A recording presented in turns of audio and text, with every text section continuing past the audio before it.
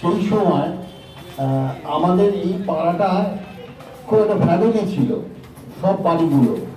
তা আমি খুব ছোট বয়সে পিতৃহারা হওয়াতে সন্তোষদার যেটা স্বভাব ছিল সবার সঙ্গে খবর নেওয়া, তা সেই অনুযায়ী আমাকে তখন থেকে গাইড করেছিল এবং আমি খুব তাড়াতাড়ি চাকরিজীবীতে ঢুকে পড়ি 72 সালে।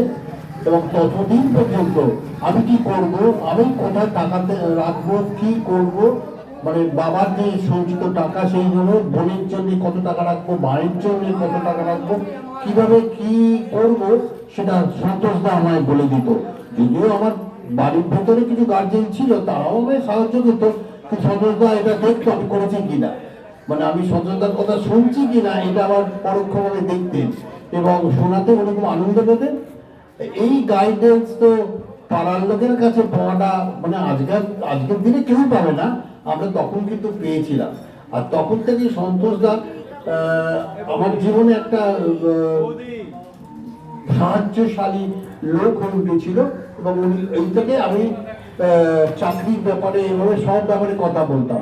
কথা বলতে বলতে বুঝতেও পারিনি হঠাৎ তারপরে তো উনি খুব ব্যস্ত হয়ে পড়লেন সিনেমা নিয়ে, থিয়েটার নিয়ে, তখন আর বেশি যাতায়াত হতো না।